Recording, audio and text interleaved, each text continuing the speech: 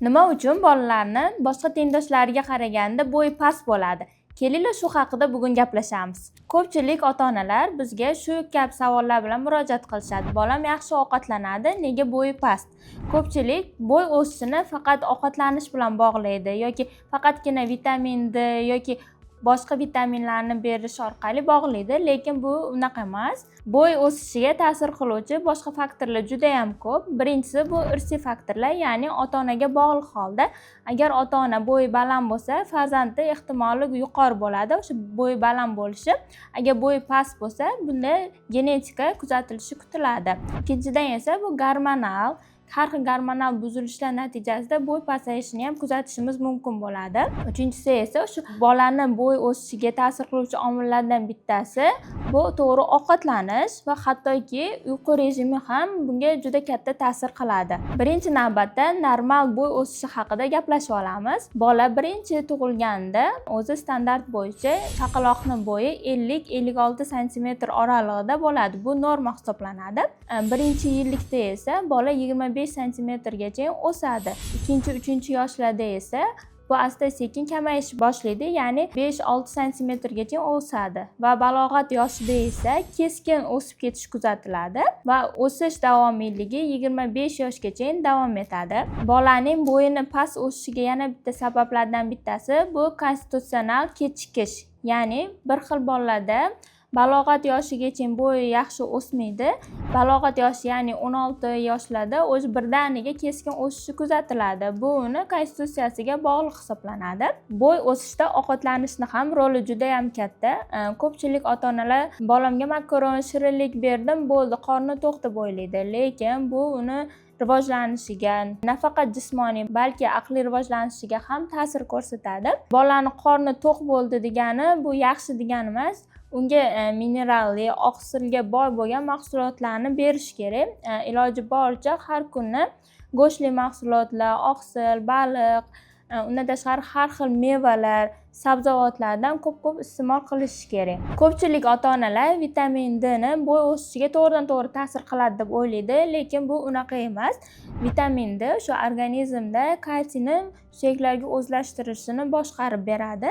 Agar organizmda vitamin D yetishmasa, birinchi navbatda raxit kasalligi rivojlanadi, suyaklarning yumshashi kuzatiladi. Buni natijasida esa bolalarning umurtqa pog'onasida skolioz, lordoz, kifozlar kabi har xil o'zgarishlar kuzatilishi mumkin. Undan tashqari yassi oyoqlik ham kuzatilishi mumkin. Vitamin D organizm uchun kerak, ular suyaklarga kalsiyni so'rilishiga xizmat qiladi. Agar organizmda vitamin D past bo'lsa, ko'rib turganinglardek kalsiy miqdori ham past bo'ladi, chunki bular o'zaro uzviy bog'liq hisoblanadi. Ko'pchilik ota-onalar kalsiyni farzandlariga hech qanaqa tahlillar o'tkazmasdan to'g'ridan-to'g'ri beradi. Har xil dozirovkada o'zi xohlagancha beradi. Bu juda ham noto'g'ri narsa. Chunki bolaning organizmida kalsiy miqdori ko'payib ketsa ham buyrakda tosh yig'ilishi kuzatiladi. Bolani o'sha ichi qotishi, ya'ni qabziyat ham kuzatilishi mumkin. Har qanaqa vitamin berishdan oldin albatta tahlillarni topshirib, natijalarga qarab, to'g'ri dozirovkada berish kerak. Undan tashqari, bola rivojlanishi uchun temir ham juda katta rol o'ynaydi. Temir tanqisligini ko'pincha ota-onalar faqat anemiya bilan bog'laydi, ya'ni kamqonlik bilan bog'laydi.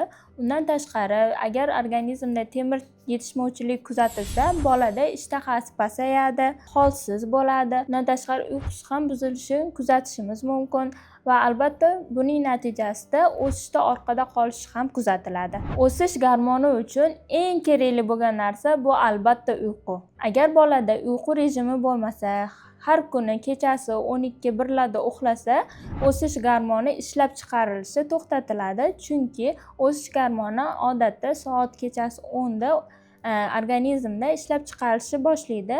O'sish gormoni ko'pchilik bilgan bu somatotropin gormoni hisoblanadi. Bu farzand uchun aynan bo'y o'sishida, suyaklarning o'sishida katta ahamiyatga ega.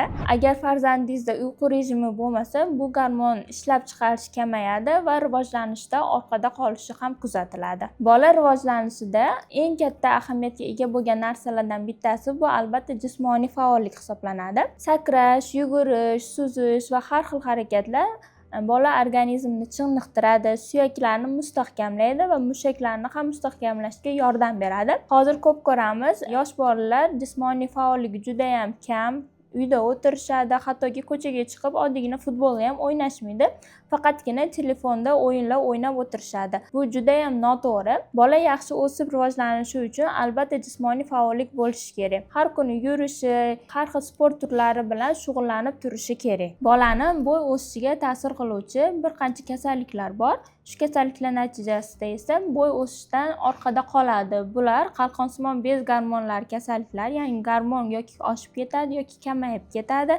O'sish gormoni keskin pasayib ketishi, undan tashqari ichak kasalliklari, buyrak kasalliklari, hattoki yurak nuqsonlari ham bunga ta'sir ko'rsatadi. Qachon shifokorga murojaat qilish kerak? Agar farzandingiz yiliga 4 cm dan kam o'sayotgan bo'lsa, farzandingizni vazni kam bo'lsa, ishtahasi past bo'lsa, har xil boshqa klinik belgilar kuzatilayotgan bo'lsa, albatta shifokorga murojaat qilishingiz kerak. Farzandingiz o'sishda orqada qolmasligi uchun quyidagi tavsiyalarga amal qilishingiz kerak. Birinchidan, bu uyqu rejimi, to'g'ri ovqatlanish, oqsilga boy mahsulotlarni ko'proq berish, muntazam ravishda jismoniy faollik va albatta vitaminlar profilaktikasi. Sizlarga vitamin mahsulotini tavsiya qilaman. Bu kompleksning ichida vitamin D hamda kalsiy preparatlari bor. Bu farzandingiz o'sishi uchun juda ham kerakli vitaminlar hisoblanadi. Vitamin kompleksi bo'lmasa ham boshqa xuddi shu tarkibli boshqa mahsulotdan foydalanishingiz mumkin. Eng asosiysi farzandingiz sog'lig'iga bee'tibor bo'lmang. Shu kabi foydali ma'lumotlarni o'tkazib yubormaslik uchun Vitamin YouTube kanalimizga obuna bo'lib qo'ying.